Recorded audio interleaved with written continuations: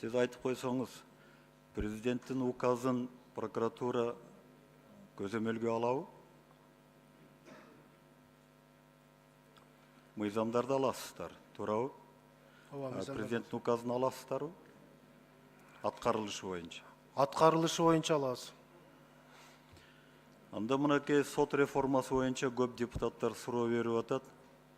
Мына ушул май айында 18-жылы президенттин указы чыккан.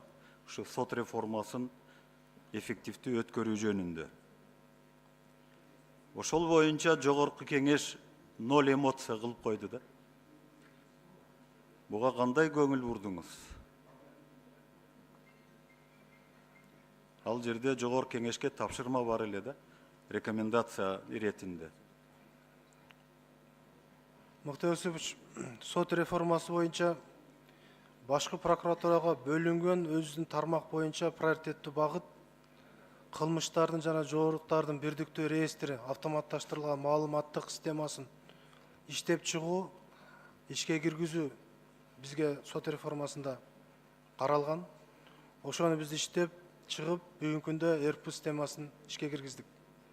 Өзүгө бөлүнүп берилген багыт боюнча иштерди жүргүзүп жатабыз. Эгерде президент указында рекомендацияны жогорку кеңеш көңүлгө албай койсо, бул туурабы же туура эмеспи? Көңүлгө алышыбыз керек. Көңүлгө алыш керек. Мына жогорку кеңеш көңүлгө албай коюп, мораторий кылып коелу деген сунуштучу. Өкмөт мораторий кылып койду да анан кийин. Өкмөткө президент суранган эмес. Ошол мораторий алындыбы? Жанагы жаңы 5 кодекске мыйзамды негизинде сунуштарды азырынча киргизбей тургула дегенчи.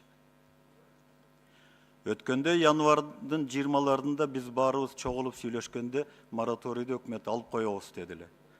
Алдыбы ошону? Мен жооп берип коеюн, Муктар Юсупович. Жок, мен башкы прокурорго суроо берип атам да, анткени сиздердин үстүңүздөрдөн көзөмөлдөй турган мыйзамдын аткарылышы боюнча башкы прокуратурада. Жок, мораторий алына элек. Көрдүңүзбү, аткарылбайт. Мыйзамды буза беребиз баарыбыз теңчи. Эч ким аткарбайт.